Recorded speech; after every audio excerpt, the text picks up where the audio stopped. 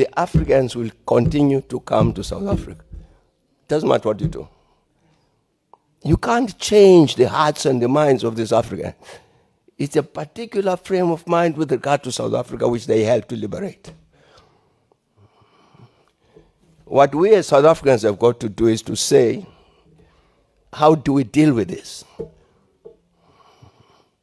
You are not going to solve the problem of unemployment here by shouting against undocumented Africans. And leave the culprits. The culprits are sitting here. I can even tell you their names. What we're pointing fingers at the wrong people, and people are shouting. One thing I sincerely like about what former President Thabo Mbeki said is, as the mindset of the people, it's a mindset that they need to liberate. Remember, freedom starts in the mind. Freedom does not start anywhere else but the mind.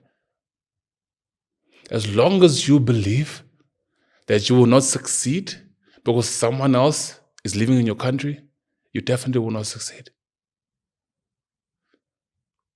Success comes from thriving under pressure, thriving under...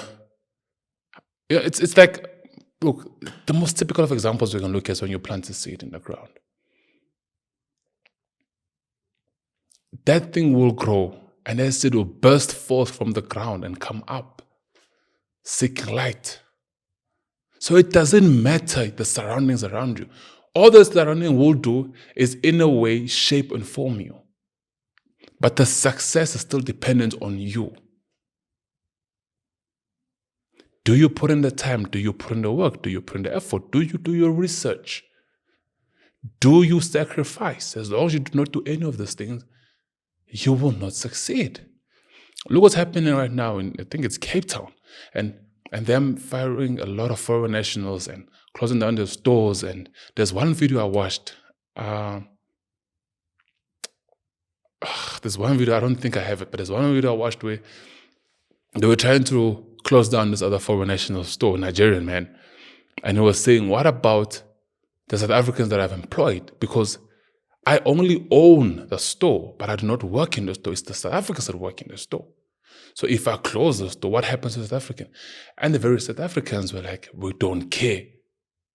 Close the store. That already tells you the problem is the mind. Because now, how are you saying you are taking your jobs, and yet the foreign nationals are creating jobs for you that you now want to close because you own it? Where is the logic in that? Or where is the sense in that? You are the one that's making the money. All I did was give you the opportunity to make the money. Not all of us are meant to be business owners. Not all of us are meant to start businesses. Some of us are simply workers. Not every single person is a visionary. There are people that are just created to support the vision of another man. That's just the realities of life. So that video really perplexed me, because you are closing the store that's providing a livelihood for the nationals that you claim to be fighting for. But because it is owned by a Nigerian, you want to close that store. How does that make sense? The Nigerian man even said in that video, oh my God, I hope I can find it. He even said in that video that if you can give me South African, if you can find me a South African that can run this company, I will resign and I will hand it over to him. And they couldn't find one. How does that make sense? This is what proves when Thabo Mbeki says that the problem is the mindset of the people. You think that by kicking out foreign nationals and having empty stores gives you the job. It doesn't give you the job. You still need skills to run the job. You still need to know what you are doing in order to have the job. That is why when you apply for jobs, you send in CVs. Can you do the job? It's not a question of whether you're available or not. It's a question of, can you deliver? That's the problem with South Africans. We want everything to be, I say we because I identify as one, but we just want everything to be handed down to us. It doesn't make sense. We need to work for these things. That's the same thing that man said. I keep forgetting his name. Vusi or something like that. Forgive me if the name is wrong. But I was like, no, the South African GDP is so big that the South Africa can afford to give each and every South African 1 million rand for the rest of their lives. Why do you want money given to you? Why not work for that money? Why not say, this is my money? The government did not help me make this money. I made this money. All these business owners are not dependent on governments. These are all independent business owners that did it by themselves without the aid of the government. Imagine someone leaving his country, flying over South Africa with nothing, starting from zero and establishing a company. Do you think that was easy for him? In a foreign land, it wasn't easy for him. But he put in the effort, the time, the energy, the resources to get that company running. And that's the mindset South Africans are lacking. They're so used to things being handed to them.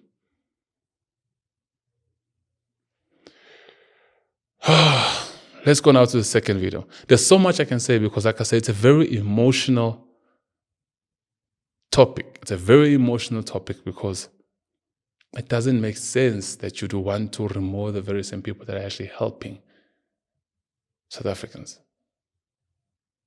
It really doesn't. Not everyone is meant to start a business. These very same people that are fighting to chase South Africans don't even have jobs. One of them is in court. And I was watching the video today, I was telling the judge that I couldn't afford a lawyer because I don't have a job. But yet you are chasing the foreign nationals that are actually creating jobs for you. Make that make sense. You know what?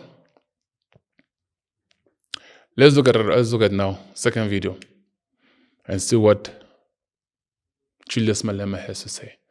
I know he's not one of the favorites in South Africa because Julius Malema is a wild card. He's a wild card indeed, but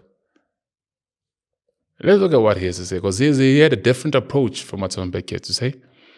And then he speaks regarding the African unity, how we need to unite as Africans, something I spoke on my previous episode. That as Africans, we should be standing together as one and not treating each other as outsiders. We shouldn't be treating each other as outsiders. We should be helping each other. Me coming to another country as a foreign national, starting a job, and employing the nationals in the country, that's us working together as one.